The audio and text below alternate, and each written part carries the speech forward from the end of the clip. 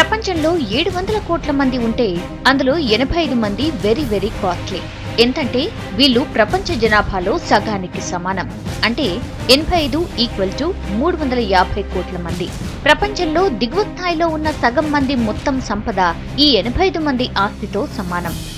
ఉన్నోడు మరింతగా, లేనోడు మరింత దిగజారిపోతున్నాడు. ప్రపంచ సంపదంతా కొందరి ఖాతాల్లోనే మూలుగుతోంది. మనీ నిజాలపై ఆక్స్ఫామ్ ఓ రిపోర్ట్ రిలీజ్ చేసింది. కాస్ట్లీ బాబులు రాజకీయ అండతో ఆకాశానికి డబ్బు నిచ్చెనలు వేస్తున్నట్టు క్లారిటీ ఇచ్చింది. ప్రజాస్వామ్య వ్యవస్థల్ని వాడుకుంటూ ఎదిగిపోతున్నారని నివేదికనిచ్చింది. వీళ్ళందరినీ సర్దితే ఒక రైల్ డబ్బాల్లో సెట్ చేయొచ్చు. వీళ్ళ సంపద మాత్రం ప్రపంచ జనాభా సగానికి సమానం. భారత్ లోనూ బిలియనీర్లు ఏటేటా పెరుగుతున్నారని రిపోర్ట్నిచ్చింది. ఇండియాలో కుబేరుల సంఖ్య 10 ఏళ్లలో 10 రెట్లు పెరిగిందని లెక్కలు చెప్పింది.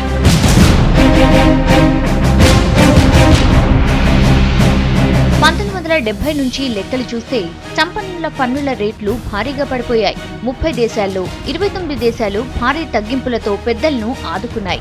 గత 25 ఏళ్లలో సంపద అతి కొద్ది మంది చేతుల్లోనే బందీగా మారింది. ప్రపంచ సంపదలో దాదాపు సగం 1% మంది సంపన్న కుటుంబాల ఖాతాల్లో మూలుగుతోంది. దాదాపు 21 లక్షల కోట్ల నల్లధనం విదేశాల్లో మూలుగుతోందని ఆక్స్ఫామ్ తెలిపింది. గడిచిన 30 ఏళ్లలో ప్రతి 10 మందిలో 7 మధ్య ఆర్థిక సమానతలు తీవ్రంగా పెరిగిపోయాయని సంస్థ ఆందోళన వ్యక్తం చేసింది.